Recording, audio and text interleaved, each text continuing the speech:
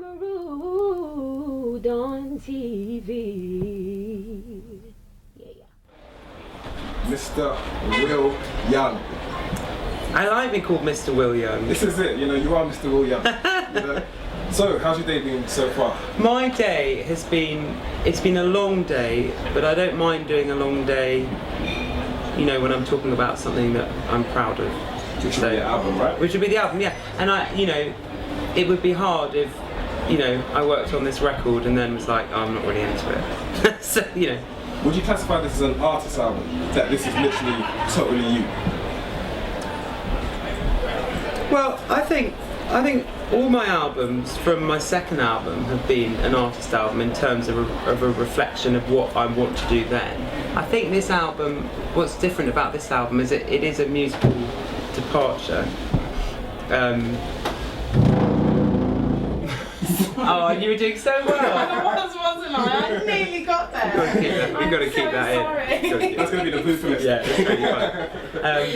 I think this album is different because it's a musical departure. It's after the greatest hits. It's an idea that I've had for about 5 or 6 years, really, to do a more upbeat album.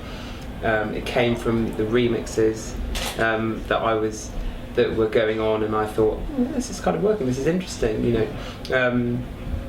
Yeah, so I would say every album's been an artist album. Okay, the album's called Echoes. Yeah. Tell me a bit about the concept of that name. Name. I just chose it from one of the songs. I actually, because I was looking back at some of my album titles and I was like, they sound a little bit like very bad Buddhist proverbs. Let it go, keep on. It's the kind of thing you write on a post-it note, put on your mirror. So what I did is kind of took a bit of a leaf out of David Bowie's book when he would write songs by just chopping up loads of words. So I thought, right, well, let's look at all the songs, let's see what words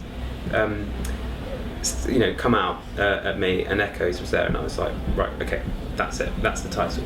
I knew it in a second. Yeah, it wasn't a very deep thing, I'm afraid, but I cannot lie. Yeah. Now, the album comes the day after the single. Yeah. Right. Yeah, no, they're like sort of close cousins. Is that to do with like new technology, or what would you think that may be? I suppose the singles market, particularly for someone like me, who is probably more classified as an albums artist, which is, I want that because I make a body of work, just make one song. Singles are kind of ambassadors for your album. So I guess the thinking behind that was that, Will's an album artist, so we'll do them close together. It's a funny concept, I can't quite get my head around it, but I'm sure I'll be happy if I get a #1 album. Yeah.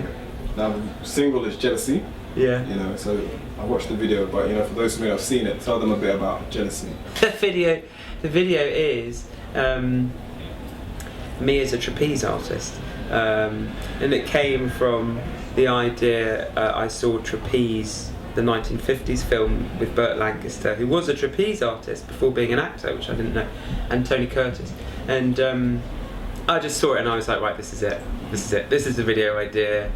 It's brilliant, it's genius, and it's a great film in itself, and it's got these amazing shots from like underneath the net and like above the net, and I thought, well, if we can capture just a little bit of this, then I'll be really happy with the video, and I am really happy. Diamond Dogs are great directors, Phil and Ollie, they're brilliant directors. But did you have a part to play in the treatment for the actual video? Yeah, I came up with the idea, and said to Phil and Ollie, the directors, what do you think about of using this as a reference? And sometimes that's really useful.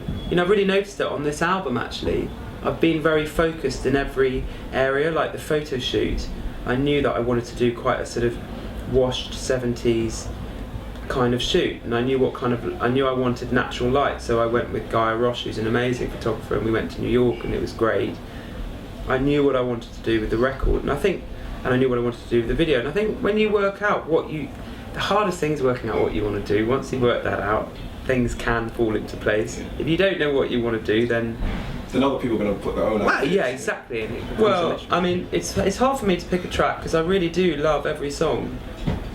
There are no fillers on this record. The one that I'm going to say is Runaway, that I did with Jono Sloan, who did a lot of the Empire of the Sun record, and that was a reference for me when I started this album. And it was also a song that got Richard X really excited.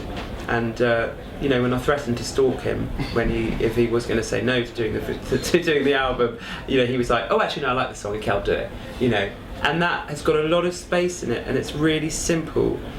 But Jono's and Richard's sounds make that tune, and I think that was when I realised that writing simple pop tunes was the key to this record. Yeah, so I'd say Runaway. The right music, you know, it's about the music, isn't it? You know, I think people can forget that. If the music's not good enough, or not saying what's from your heart, then why would you expect other people to buy into it?